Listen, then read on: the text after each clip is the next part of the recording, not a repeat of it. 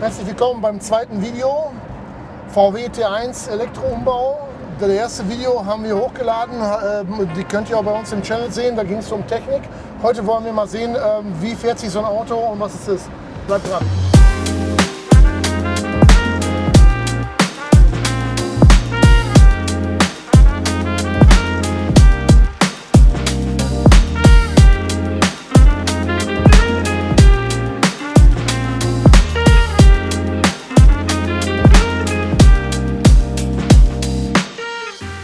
So, was wir hier sehen, also sehen tun wir viel, hören tun wir ganz wenig, ehrlich gesagt. Wo das bisschen, was man hört, auch irgendwie spannend ist. Zwischendurch diese Geräusche. Also immer so, wir haben heute einen windigen Tag. Ist natürlich so, dass halt so ein Auto, dadurch, dass es keine Geräuschkulisse enthält oder entwickelt, eigentlich nur Fahrgeräusche sehen kannst, so, wo sich dann irgendwelche Dinge dann herleiten lassen.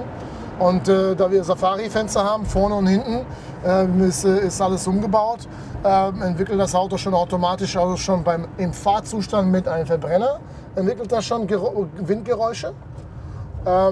Aber als Elektro natürlich noch viel schlimmer, weil du konzentrierst dich eigentlich auf alles andere, sonst tickelt hinten der luftgekühlte Vierzylindermotor. Und wir fahren jetzt 50 km/h und im Grunde genommen ist es ja so, du fährst halt komplett anders. Also ich bin 1,88 Meter groß immer noch. Bin auch so ein größerer Typ so. Ich habe auch nie in T1 reingepasst, deswegen war es ja auch nie mein Auto. Aber man kann schon sehen, dass es halt geht und vor allem, was ich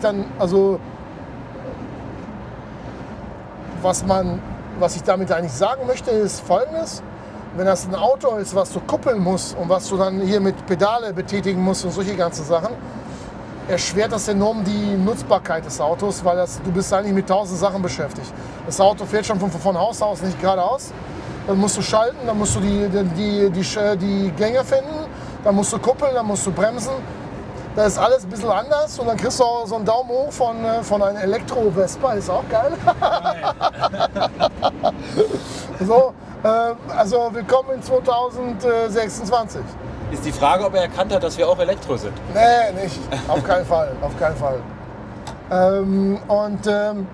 Das finde ich schon wesentlich angenehmer zur Nutzung von so einem Auto. Und als ich auf Suche nach diesem Auto war und ich habe mir viele angeguckt, also das waren mindestens, ich glaube, zwischen 8 und 10 Autos. Restaurierte, unrestaurierte, ist egal was. Man musste auf jeden Fall, also wir wussten, dass wir halt einen T1 originalen Samba haben wollen, deswegen haben wir auch einen gesucht. Ob 21 oder 23 Fenster war uns eigentlich egal, wir wollten eigentlich nur eine gute Substanz finden. Und viele Leute haben gesagt so, ja, damit fahre ich ja nicht. Brauche ich auch nicht mehr. So, warum? So, warum? Ja, du sitzt da scheiße drin, du Kuppeln, wenn du dann lange nicht fährst, dann irgendwas ist wieder mit dem Motor, Bremse sitzt fest und solche ganzen Sachen. Und das sind eigentlich alle Dinge, die die Menschen so gesagt haben, aus dem Stegreif, und viele davon. Und viele davon sind eigentlich nicht mehr da, die treffen alle gar nicht mehr zu. Weil ich habe eine moderne Scheibenbremse, ist halt ein Automatikfahrzeug, ich habe nicht das Thema mit dem Motor, ich habe Leistung, das ist auch ganz wichtig. Die sagen dann immer so, ja, das fährt ja halt auch nicht so dolle. Ne? Und ganz ehrlich, also ich fahre jetzt mit so einem Auto ganz entspannt, also über Land.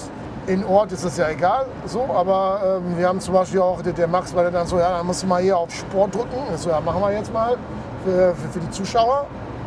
Jetzt machen wir hier auf Sport und jetzt geht die Party los. Und wir waren jetzt bei 50, 100 jetzt. Den Unterschied denkt man schon deutlich. Krass. Und du kannst halt rumrollen, so, weißt du? Du gehst halt keiner auf den Sack. Du kannst damit rumspielen, du kannst halt fahren, du kannst zum Beispiel auch den vollwertig nutzen, wie halt ein Oldtimer sein soll oder vielleicht auch dann irgendwo klassisch elektrifiziertes Fahrzeug. Und das finde ich, macht das total aus. Und du sitzt hier ganz entspannt, der zieht nicht nach jeder Rille. Der Max hat das Fahrwerk noch überarbeitet, weil er auch in gewissen Punkten immer ein bisschen Probleme hatte.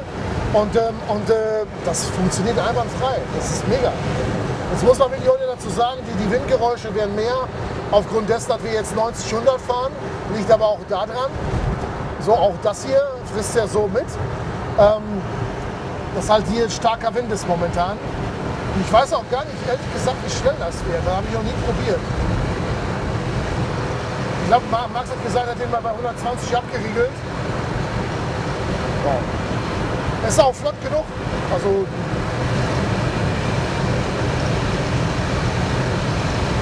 120 km/h. Und es fährt spurtreu. Es wackelt nichts, es tüttelt nichts. Und wenn man sich das jetzt vorstellt, dass man ein Elektro, also ein T1 Original schon bei 80, 90 km/h schon so einen internen Panikknopf hatte, weil du denkst so, okay, jetzt muss ich das schalten, ich muss noch bremsen, ich muss noch schauen, dass ich auf der Straße bleibe. Sieht die hier gerade ganz entspannt aus auf jeden Fall. Ja. Und du hast das Thema, jetzt könnte man wieder mit den Kritikern auch ein bisschen sich auseinandersetzen und sagen, okay, das kann man ja aber alles machen. So, ja klar, kannst du machen. Du kannst das Fahrwerk besser machen, du kannst die Lenkung besser machen, du kannst auch Gänge schalten besser machen, du kannst auch mehr Leistung reinmachen und so weiter und so fort. Ja, kannst du alles machen. Trotzdem ist das nicht das Gleiche. Und da sage ich, ein Typ, der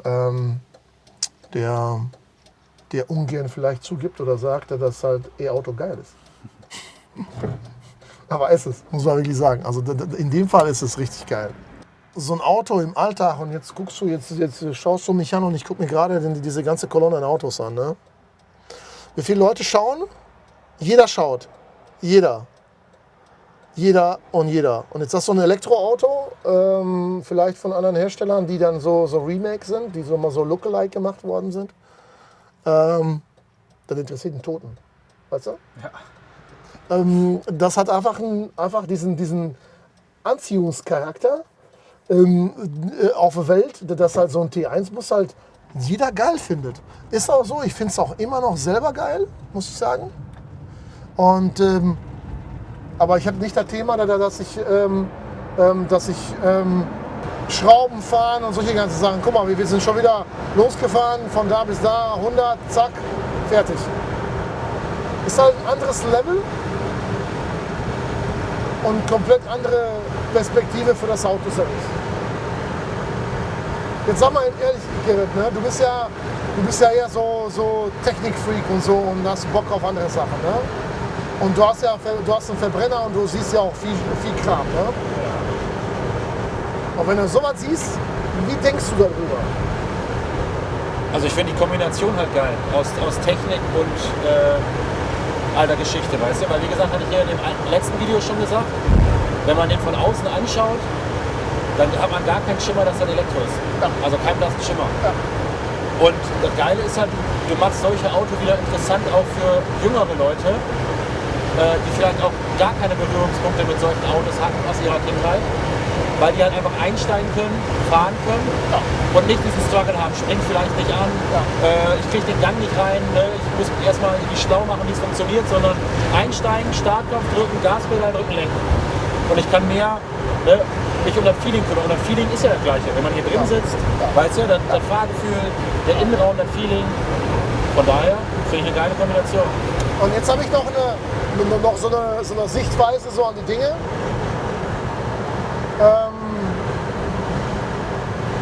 Ich habe wenn ich jetzt sagen würde, viele, ist das dann so ein bisschen hochgestochen. Ich habe für etliche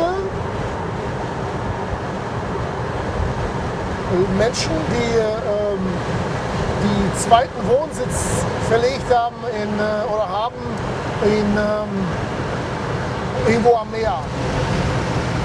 Keine Ahnung, Portugal, Südfrankreich, Italien, da wo man gewisse Spielzeuge haben und haben wollen. Ne? Und was mir wirklich nie dran gefallen hat, ist, ich habe dir was gebaut und dann hat das dann funktioniert und die sind ja alle in gewissen Sequenzen da. Also wenn es geiles Wetter ist und dann muss es auch irgendwie funktionieren. Und ich habe es immer total gehasst, weil die dann Probleme hatten. Irgendwie, weiß ich nicht, Auto halbes Jahr gestanden, hier ein Thema, da ein Thema, tralala und so weiter und so fort. Und ich habe das immer so für mich empfunden. Ich habe mich total gefreut für sie, dass ich dann für die einen offenen Land Rover gebaut habe, einen Mehari, einen 911er Targa und so weiter und so fort. So wirklich Spielzeuge, die dann unten stehen, wo die Leute dann sagen, so ja, aber finde ich geil. Die hast du hier, weil der letzte Kunde hat gesagt, so ja, was soll ich mit einem Ferrari da unten? Was soll ich mit einem Bentley? Was soll ich mit einem neuen Porsche da? Was soll ich mit einem Urus? Was soll ich mit einem irgendein Speziale von Speziale? Wenn du da unten runterfährst und im Sommer, da fahren so zigtausend Leute damit durch die Gegend, da hat also einen persönlichen Einstellungsmerkmal hat das gar nicht. Fand ich sehr witzig, die Aussage. Und er sagt so, ich finde sowas viel geiler. Dann habe ich gesagt, so ja genau. Also jetzt stell dir vor, du hast einen Elektrobus, so wie den, und der ist komplett easy. Den steckst du einmal an ein Ladegerät, der ist dann für dich da. Wenn die Akkustation funktioniert und der bestromt ist easy. Nach 20 Minuten schaltet sich das System aus. Also du hast, wenn er voll abgestellt hast, stellst du ihn wieder voll an und du hast dann Folgendes. Du hast einen Surfbus, du kannst 8 bis 9 Leute mitnehmen. Du kannst zum 5-Sterne-Italiener, was weiß ich wohin, vorfahren. Finden alle cool. Du kannst in Monaco in Casino mit so einem Ding vorfahren. Alter, finde ich total geil. Das nervt doch, wenn du schon den 30. Bentley Cabrio siehst. Du hast eigentlich ein vollwertiges Auto, aber du hast einen Punkt dabei. Es nervt halt nicht. Du setzt dich einfach da rein und fährst. Ja, das stimmt schon. Also, und jetzt gerade eben vor 3 Minuten wieder ein Fahrradfahrer vorbeigefahren und den Daumen so riesig hoch. So. Und du denkst so, ey, geil, Alter. Also Sympathieträger ist einfach ein cooles Produkt so. Und im Grunde genommen kannst du sagen, ja, aber ich kann nicht so gut sitzen, ja, ist nicht so schlimm, dann kannst du einfach ein paar andere Sitze einbauen. Ist auch möglich, geht ganz easy. Du kannst dies machen, du kannst jenes machen, du kannst das machen. Du hast dann so einen Bus, sag mal so, wie wir es bei den ersten Bussen auch umgesetzt haben für den Kunden. Du hast so viele Möglichkeiten, Dinge zu bauen, weil das einfach das hergibt. Weil es gab ja so viele tolle Sachen und tolle Möglichkeiten, was draus zu machen. Daher hast du eigentlich gar keinen Stress damit. Und das finde ich geil. Das finde ich richtig geil. Und es ist scheißegal, wo du bist und was du machst. So, Leute feiern dich ab. Und ob das dann halt, sag ich mal, jetzt ob Elektrobus oder ein Porsche Elektro oder ein DeLorean oder alle diese Autos, die man so nicht kennt. Und wenn du die elektrifizierst und dem neuen Leben gibst, dann haben die auch automatisch einen Verwendungszweck. Weil im Endeffekt ist das ja so, dass Möglichkeit, du hast gute Menschen dahinter, coole Fachleute und den Barney. Und dann läuft's. Wie ist das mit Reichweite bei dem Fahrzeug jetzt? Wie weit kommt der so? Habt ihr das schon getestet? Oder? Also rein rechnerisch haben wir eine Reichweite, irgendwie mal so roundabout 250 Kilometer. Mhm. Und wenn man diesen Sportknopf dann drückt, dann wird es auch ein bisschen weniger. Und wenn man den aber nicht drückt, dann geht es auch ein bisschen mehr. Jetzt habe ich da gesehen, dass wir da nicht her können. Jetzt müssen wir mal zurück. Das geht natürlich auch. D, neutral und los geht's. Zack, so easy. Ja, das ist eigentlich schon absurd easy. Da muss man wirklich sagen. Also das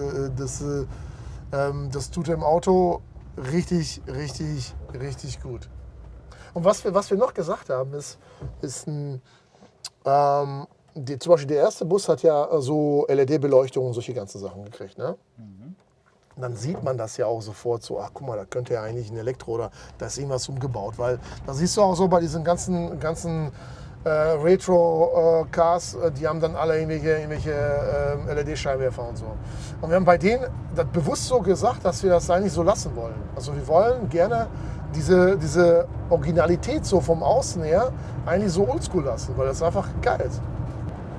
Und man cruist hier so durch die münsterländische Prärie. Und ich starte auf jeden Fall einen Aufruf. Jeder, der Bock hat, kann sich mal blicken lassen. Und sich selber überzeugen lassen. Und sich selber überzeugen lassen. Ich nehme den mit, der kann auch mal selber fahren. Jeder kann vorbeikommen und sagen, so, jetzt zeig mir den Quatsch. Will ich sehen. Einfach nur raus, rein Interesse. Mache ich. Kommt gerne vorbei. Seid herzlich eingeladen. Gibt es sonst noch irgendwelche Funktionen, die wir noch nicht genannt haben? Oder? Wir haben noch eine Heizung, finde ich eine recht vollwertige Heizung, die uns das auch ermöglicht, das Auto dann beim kalten Wetter oder bei Regen zu bewegen. Und wir haben eine gut funktionierende Klimaanlage, was ja natürlich bei heutiger Zeit auch eigentlich wichtig ist, weil wir haben viel Fenster und wir haben halt einen originalen Samba und der hat hinten quasi einen kompletten Rooftop. Da kannst du hinten die ganze Scheiße aufmachen. Das heißt also, gegenüber den anderen Bus ist es so, dass wir ein Fenster eingebaut haben, oben ist Dach vom einen Samba, also wir haben ein Samba-Fenster gemacht und bei denen ist das alles original und der hat halt bei den originalen Samba-Bus ist es so, dass er halt immer einen Schiebedach hatte zum Öffnen. Und damit ist eigentlich alles gesagt und getan. Wenn euch das Video so viel Spaß gemacht hat wie mir, und Gerrit anscheinend auch. Auf jeden Fall, ich sitze hier schon grinsend hinter. Dann würde ich mir freuen, wenn ihr wieder einschaltet und euch das Kanal abonniert. Dazu komme ich auch nochmal, weil es ist genau das Problem und das möchte ich gerne mit euch lösen. Wir haben so viele Zuschauer und so wenig Abonnenten. Das würde mich sehr freuen, wenn wir das mal ausgleichen könnten und dass wir dahingehend wachsen und uns entwickeln und das kostet euch auch nichts. Kommentare gerne rein, Probefahrten gerne rein,